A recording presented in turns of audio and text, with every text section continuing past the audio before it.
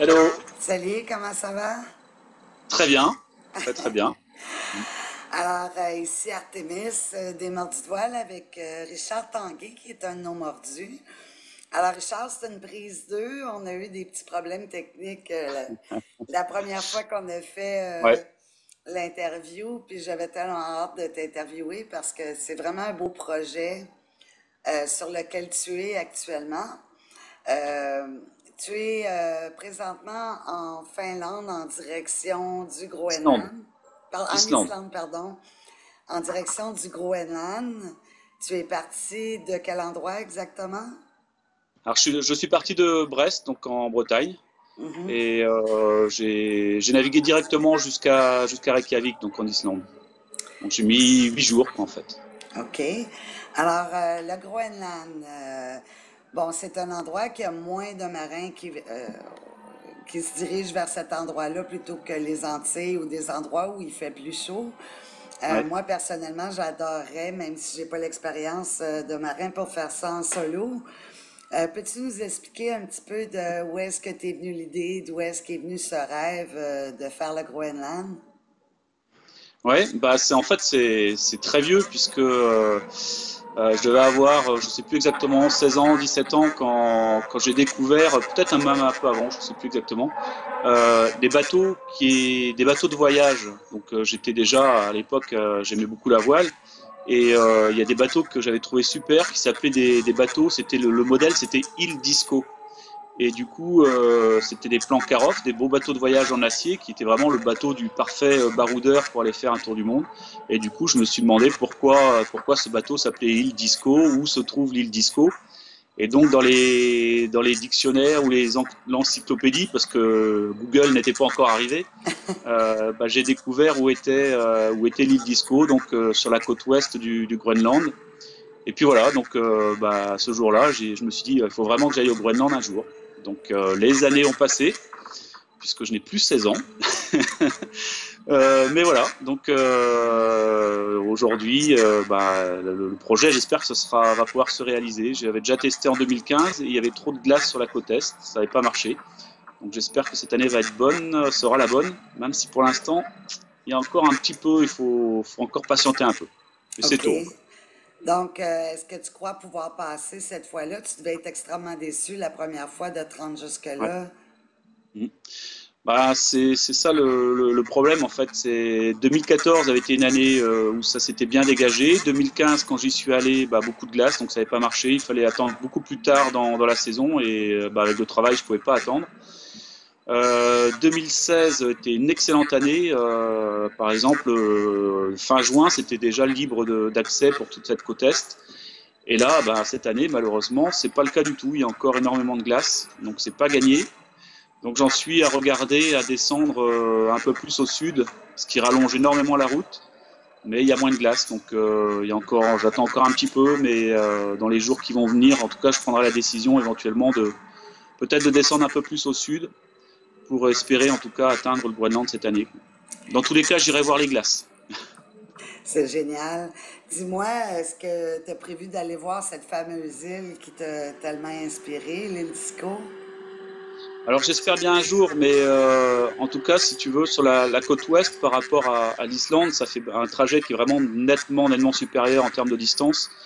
Et du coup, là, j'ai pas la possibilité. J'ai quand même la chance d'avoir déjà 2 mois de vacances pendant l'été, mais ça suffit pas pour aller là-bas. Ou du moins, ça ferait que de la navigation, ça n'aurait pas d'intérêt, quoi. Donc non, non. Pour l'instant, faudra attendre la retraite. Mais après, ouais, mais après, j'espère bien. Ouais, ça serait effectivement le rêve que d'aller voir cette fameuse île Disco en vrai. Qui t'a tellement inspiré. Est-ce que tu as su de où venait ce nom un peu étrange? De île Disco, tu veux dire? Oui, D'où vient le... Alors là, pas du tout, non, non. Je, c'est je sais peut-être pas. c'est peut-être quelque chose en inuit qui a une signification particulière. Dis-moi, Certainement.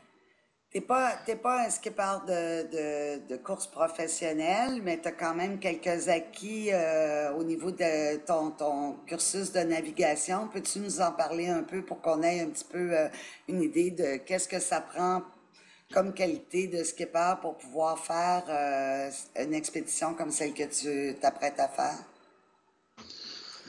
Bah, c'est vrai que depuis ces fameux 16 ans, j'ai toujours eu un voilier, par exemple. Donc, bah, forcément, j'ai quand même beaucoup navigué à la voile, professionnellement aussi. Maintenant, les qualités, je dirais que c'est surtout les qualités du bateau qui sont importantes aussi. Et l'expérience, évidemment, vaut mieux quand même avoir déjà au moins eu l'habitude de naviguer dans des endroits où la mer peut être mauvaise. Parce que ça, c'est quand même assez fréquent de ramasser du mauvais temps dans le secteur. Donc l'expérience, elle est surtout là, quoi. Je dirais savoir naviguer dans du mauvais temps et avoir un bateau bien préparé. Surtout en solo. Surtout en solo, c'est là que tout l'équipement effectivement du bateau doit être sûr. Faut pas, ne serait-ce que le pilote automatique, par exemple. Là, j'ai 2 systèmes de pilote automatique, c'est évidemment important. Parce que bah, il serait pas question de rester dehors dans le froid à barrer tout le temps. Ça serait tout simplement pas faisable. Alors que là, avec les 2 systèmes que j'ai, le régulateur d'allure plus le pilote hydraulique, bon, ben, ça permet d'être bien à l'intérieur du bateau, à faire la surveillance et puis d'être bien à l'abri des conditions climatiques. Mhm. En parlant de surveillance, en étant seul comme ça pose un plus grand problème au niveau des glaces. À ma connaissance, je ne sais pas pour le Groenland, mais je sais que dans le passage, dans le Grand Nord, dans le passage du Nord-Ouest, les cartes ne sont pas précises, ne sont pas exactes. Est-ce que c'est la même situation pour le Groenland? Ouais, il y a certains coins qui sont déjà bien hydrographiés, mais c'est plus des coins justement où il commence à y avoir un peu de trafic maritime, touristique notamment, ou de commerce déjà à la base. Donc là, il y a certains coins, des tout petits secteurs qui sont bien hydrographiés. C'est le cas de Tassilac que je vise, donc à Massalik dans son ancien nom. Là, il n'y a pas de problème. Cette zone est correctement hydrographiée. Par contre, dès que s'en écarte un peu, il n'y a plus rien, quoi. Donc là, effectivement, c'est l'important, c'est de bien regarder le relief et puis d'avoir un sondeur avec des alarmes pour alerter si jamais le fond remonte rapidement. Mhm. Ça reste un risque, évidemment. Mais ça ne te protège pas des glaces flottantes qu'il peut y avoir ou il peut y avoir certains défis qui se présentent en avant. Comment tu as prévu de gérer ça dans ces endroits-là qui sont un peu plus difficiles, qui sont moins bien cartographiés? Bon, il y a les hauts fonds, comme on parlait, mais il y a aussi tout le reste qui peut être autour. Donc, tu dois être un peu comme les skippers quand ils font des grosses courses. Tu ne dois pas dormir sur des longues périodes à ces moments-là. Qu'est-ce que tu as prévu? Non, c'est sûr que une fois que je vais me diriger vers les glaces, selon bah, justement cette densité, selon la largeur qu'elles prendront, ça peut être compliqué parce que il n'est pas question de marcher à 7-8 nœuds dans ces conditions-là. Donc certainement que si les conditions de glace sont importantes, ce qui est a priori le cas, je pense que la meilleure solution, ce sera par moment de stopper le bateau pour pouvoir se reposer un peu, dériver en même temps et reprendre la route un peu plus tard, une fois un peu reposé. Mhm. Au niveau des coûts, je sais que c'est toujours une question piège, mais beaucoup de gens, beaucoup de mordus demandent souvent, bon, combien ça coûte partir pour un voyage comme ça? Puis là, il y a toujours la fameuse réponse passe-partout. Ben, ça dépend de comment vous naviguez. Il y en a qui le font à grand budget, il y en a qui le font en petit budget. Mais pour quelque chose de raisonnable, là, pour une planification de voyage de 2 mois comme ça, avec l'équipement supplémentaire que ça prend pour ce type de voyage-là, finalement, dans des conditions assez particulières et tout l'équipement nécessaire, je ne sais pas s'il y a d'autres frais de prévus à certains endroits. On parle d'un budget de combien de temps à peu près pour un voyage de 2 mois entre la France et le Groenland? Alors je vais faire une réponse qui va pas te convenir, mais Comme toujours, on ne le saura jamais. non pas parce que je veux pas parler de côté financier, mais je dirais qu'à la base déjà, ça dépend bah, de ton bateau et de comment il est préparé pour naviguer déjà en temps normal. Mhm, Celui qui part avec un bon bateau qui est capable de naviguer toute l'année sur les côtes de Bretagne, peut-être que ce bateau-là, il est déjà prêt pour aller vers le Groenland. mhm, Donc en soi, il n'y a pas forcément un équipement supplémentaire à mettre. mhm, Celui qui part d'un bateau qui fait que du côtier et puis d'un seul coup qu'il faut qu'il aille au large, déjà le fait d'aller au large va évidemment nécessiter des équipements supplémentaires. mhm, L'idéal évidemment c'est d'avoir un bateau qui est quand même suffisamment costaud pour les aléas de cette navigation, déjà du mauvais temps, éventuellement rencontrer, taper un morceau de glace. Donc ça, c'est dans la construction même du bateau. Après, dans les équipements, il y a tout le matériel de sécurité. Ce que j'ai pris en plus en matériel de sécurité, il y a un téléphone satellitaire que j'avais pas en temps normal pour les navigations plus proches de la côte.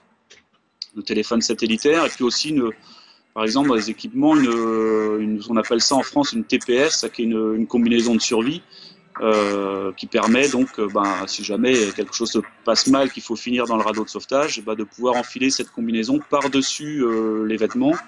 Donc là, on peut avoir tout plein de couches de vêtements polaires dessous, par exemple, et puis enfiler cette combinaison étanche.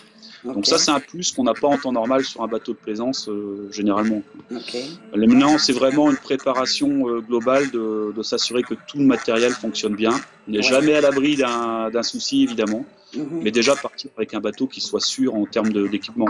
Donc, je ne peux pas te dire une fourchette de prix. Je comprends, mais là, ça veut dire que pour le téléphone satellitaire, toi, tu pars pour une période de 2 mois, c'est ce que tu as prévu. On a toujours des des fois, on arrive un peu plus vite, un peu plus tard, selon les conditions.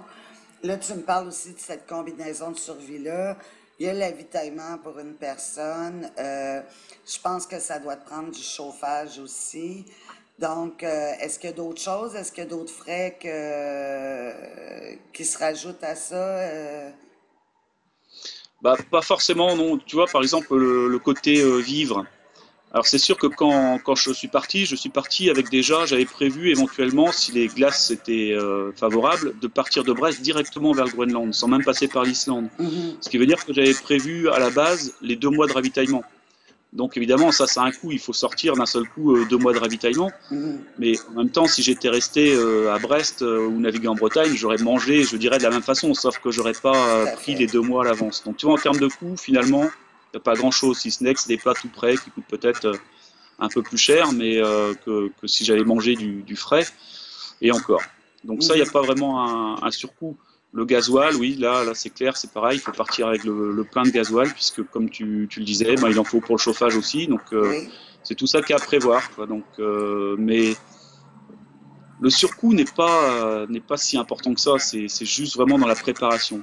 Et effectivement, la vieille pièce de moteur que tu es peut-être sur le point de lâcher, qu'on se disait c'est bon pour aller naviguer cet été, non, on la change évidemment, on ne peut pas se permettre. Voilà, c'est des choses comme ça, quoi. Est-ce qu'il a fallu que tu modifies ton bateau pour y inclure un chauffage plus adéquat? Oui, alors ça fait déjà quelques années que j'avais fait, puisque ce projet quand j'ai acheté ce bateau, j'avais déjà dans l'idée de monter au Groenland, et c'est vrai qu'un des premiers achats, alors je peux te montrer, parce que, excusez-moi, hop, voilà, j'y arrive à côté, voilà, tu vois, c'est une bonne petite chaudière canadienne d'ailleurs. Oui. Ça fait partie des premiers achats que j'avais fait sur ce bateau. Dans le genre de matériel justement qu'on n'a pas envie qu'il tombe en panne, c'est bien le chauffage. Et alors maintenant on peut faire sans, parce que l'été au Groenland c'est pas non plus un hivernage. Mais ce genre de petite chaudière par exemple, c'est vrai, c'est un certain coût, mais c'est un objet qui permet d'avoir un peu de confort, et puis on est sûr que ça tombe pas en panne puisqu'il y a zéro électronique dedans, ce qui est quand même pas mal. Comment ça fonctionne? Je suis pas une spécialiste en chauffage canadien, mais vivant au Canada, je sais qu'il y a certaines choses. Habituellement, ce genre de chaudière-là demande un certain dégagement ou des trucs par feu pour s'assurer que c'est sécuritaire. À bord d'un bateau, ça doit être un peu plus compliqué. C'est quoi les défis que tu as dû à relever par rapport à ça, là? Bon, en fait, ça reste assez simple. Bon, déjà, donc le carburant, c'est celui du bateau, c'est du gasoil, donc qui arrive dedans goutte à goutte. Et la particularité qui complique un peu la chose dans l'installation, c'est qu'il faut une cheminée. Donc là, sur le roof du bateau, il y a un trou avec une petite cheminée, donc que je retire quand il y a du mauvais temps, par exemple. OK. Donc c'est la seule particularité, c'est de pouvoir faire un trou à un endroit dans le bateau pour laisser passer une cheminée. Faut que ça soit étanche quand tu la retires aussi. Voilà, donc là, quand on retire la cheminée, il y a un capuchon spécial qui se met par-dessus pour rester étanche. Mhm. Puis au niveau du dégagement par rapport aux parois, c'est étroit un bateau. Je sais pas pour ce type de chaudière-là, parce que nous, on les utilise plus depuis que, je pense que j'ai vu ça la dernière fois, je devais pas avoir 4 ans. Euh, je sais que pour les foyers, on a besoin d'une espèce d'espace de dégagement, puis d'une espèce de pare-feu derrière le truc pour la cloison. Est-ce que c'est la même chose pour ce type de chaudière-là? Non, il y a pas vraiment, tu vois, il y a des protections, par exemple, sur la cheminée. Là, tu vois, là, quand même, ce qui reste chaude, mais ça évite de mettre les mains au passage dans un coup de Oui. roulis ou quelque chose Ben comme oui, ça quand tu sur une t'accroches, quand cheminée tu as qui un serait gros très. coup de gîte, Voilà. oui, tout à Donc il y a fait. des protections, il y a des protections dessus quand même, mais c'est un bon système. C'est vraiment, je crois que tous les gens qui partent pour hiverner notamment ou qui vont dans une zone froide ont moins une chaudière comme ça, Mhm. même s'il y a d'autres systèmes qui sont plus performants en termes de diffusion de la chaleur, mais qui eux sont électroniques et évidemment, on n'a pas Beaucoup envie que ça plus, tombe en panne. beaucoup plus cher aussi. Peux-tu me parler des particularités de ton bateau? Qu'est-ce que c'est comme bateau? Comment tu l'as choisi? Comment il Alors, s'appelle premièrement le bateau? alors le bateau il s'appelait Oiseau de la pluie au départ. Ça OK. c'était son premier nom. C'est un bateau qui a une belle histoire, qui a été construit par un homme qui voulait faire le tour du monde à l'envers sans escale. C'est un fameux record aussi. Il a détenu toujours par Van den Hede. Donc c'est un record un peu fou puisqu'il s'agit de traverser, faire le tour de la planète contre le vent et contre le courant. Du coup, c'est un bateau qui est très costaud, qui est en aluminium, qui est très fin puisque pour faire remonter contre le vent, généralement c'est plutôt les bateaux fins qu'il faut avoir. Donc un bateau qui est fin, qui a un grand tirant d'eau aussi, avec C'est une quoi ton petite. tirant? Comment? Le tirant, c'est combien? Le tirant d'eau, 3 mètres. Ouais. Oh, quand même. Ouais, quand même, ouais. C'est quel type de L'avantage, quille? c'est une quille très fine avec un bulbe en dessous, là, avec où il y a le plomb, quoi, si tu veux, Comme dedans. les bateaux de course. Un peu, ouais, ouais. Bah, Oui. c'était la base, un peu ce pourquoi il avait été fait quand même dans ce Mhm. record-là. Donc c'est un bateau qui est très costaud, qui est très marin, avec bah, ses petits inconvénients aussi, notamment de tirant d'eau, évidemment. Mhm. Et maintenant, il s'appelle comment? Donc c'est Évidence 4. Alors 4 Évidence parce 4. que c'est mon quatrième évidence, évidemment. Voilà, donc et je garde ce nom-là depuis bah, donc 4, enfin c'est le cinquième bateau du coup. Wow, quand Non, c'est le même. quatrième évidence, le cinquième avait un autre nom. Mhm. Au niveau, on a passé rapidement dessus tantôt, au niveau des qualifications du skipper, bon, est-ce qu'il faut avoir besoin d'être dans une forme physique particulière pour faire un voyage de ce type-là? Parce qu'on a l'impression que c'est beaucoup plus exigeant qu'un voyage aux Barbades ou aux Bahamas, là. Est-ce que, à, à ton avis, est-ce que ça prend des mesures particulières, une forme particulière? Faut être un gars sportif, une femme sportive? Bah, oui, c'est plus contraignant. Bon, déjà il y a le froid quand même. Il y a le froid, il y a les conditions qui font que bah, le bateau va être forcément plus secoué, ça va être plus physique sur le sol aussi, évidemment, ça va être beaucoup plus aléatoire. Mhm. Donc oui, ça demande quand même une bonne condition physique. Maintenant, être sportif, pas forcément. Et puis ça va dépendre aussi du bateau. Tu as quand même des bateaux qui peuvent être très confortables avec tout plein d'équipements automatisés, des voiles sur enrouleur, des choses comme Mhm. ça. Donc Ouais. ça reste malgré tout quelqu'un, je dirais, qui est en bonne santé, tout simplement. Ça reste à la portée de quelqu'un qui est en bonne santé, voilà, tout simplement. C'est quoi ton plan de navigation? Tu veux dire mon plan de navigation, comment ça? Oui, ben, tu t'en vas au Groenland, mais tu t'en vas où au Groenland? Qu'est-ce que tu as D'accord. prévu? Est-ce que tu as prévu d'arrêter dans des ports, d'aller voir les habitants du coin, ou tu vas plus être en mer? Parle-moi ça un peu qu'est-ce que tu as prévu de faire? Bon, l'idée, c'est effectivement donc de rallier Tassilac au départ. Et à partir de là, bah déjà oui, effectivement, rencontrer les gens aussi, hein. Mon but n'est pas que de voir de la glace, des montagnes, c'est aussi de voir, de rencontrer les gens. Et après, à partir de là, c'est vraiment le point de chute. Et à partir de là, bah, c'est de naviguer dans tous les fjords qu'il y a dans la région. Et en fonction du temps, justement, qui me restera, bon, allez, je dirais de s'écarter au maximum d'une centaine de nautiques, vraiment de Tasilac maximum, quoi. Et Tasilac, c'est retour, un gros endroit. Est-ce qu'il y a beaucoup de population? il n'y a pas tant que ça d'habitants, je ne sais plus combien ils sont actuellement, ça reste quand même un village important sur la côte est. Et qui reçoit aussi donc un peu de tourisme maintenant. Il y a quelques bateaux, des petits paquebots qui viennent faire escale parfois dans le fjord de Tasilac. Ça reste le gros village de la côte est. Ouais. Est-ce qu'il y a des plaisanciers habituellement? Est-ce que tu t'étais rendu jusque-là lors du premier coup ou de la première La- la- tentative? Quand tu Bah, as fait ta première... je voulais aller dans ce secteur-là, mais c'est pareil, j'avais pas pu y aller puisque ça s'était libéré qu'à la fin juillet, début août. OK. Et à ce moment-là, il fallait déjà que je prenne la route du retour, donc j'avais pas pu y aller. Mais oui, c'est un endroit par rapport au départ de l'Islande. Il y a des bateaux qui proposent ça en charter, par exemple, de pouvoir partir d'Islande vers Tasiilaq pendant le mois d'août, OK. où là, il y a plus de chances évidemment que ce soit ouvert. Et puis il y a aussi quelques plaisanciers qui ont hiverné là-bas, Ah oui? qui ont passé l'hiver donc sur place et qui eux ont la chance bah, d'être déjà du bon côté, là où ça s'est libéré. Il n'y a pas encore cette bande de glace Mhm, qui empêche à ceux qui n'y sont pas d'accéder. mhm. Je comprends. Si jamais ça fonctionne pas au niveau des glaces, quand est-ce que tu vas le savoir exactement, là?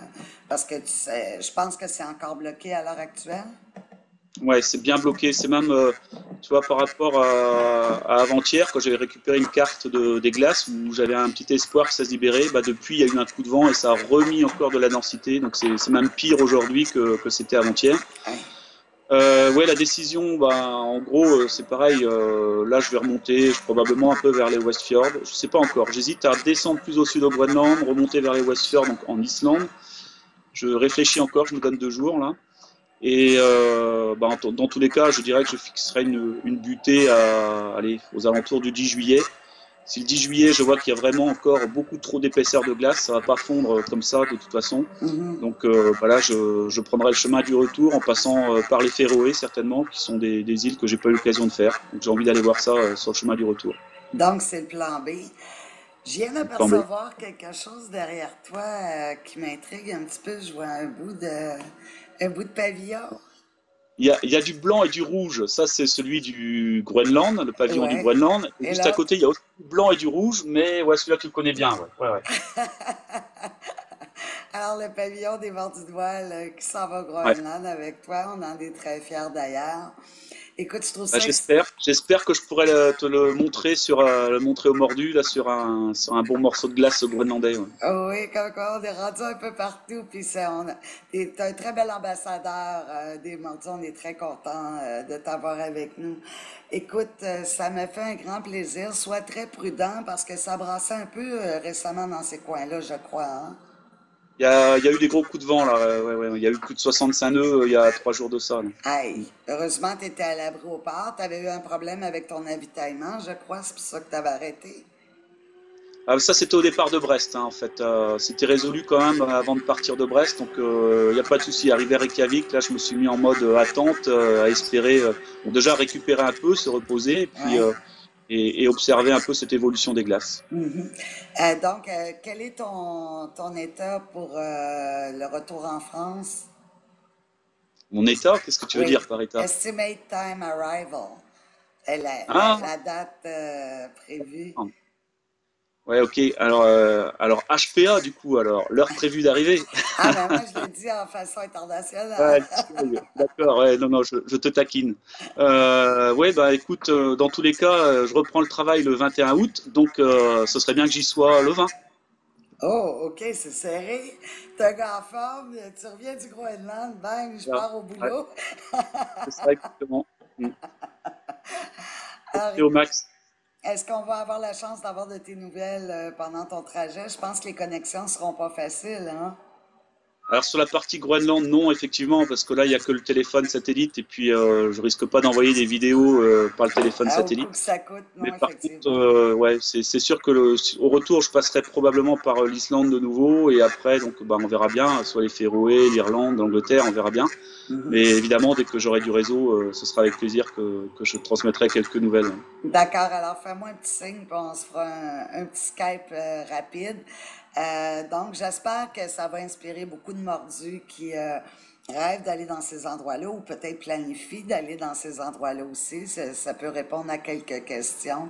Et je te souhaite un bon vent. Sois très prudent. Comme tu le sais, je suis très Merci. mère poule avec les mordus.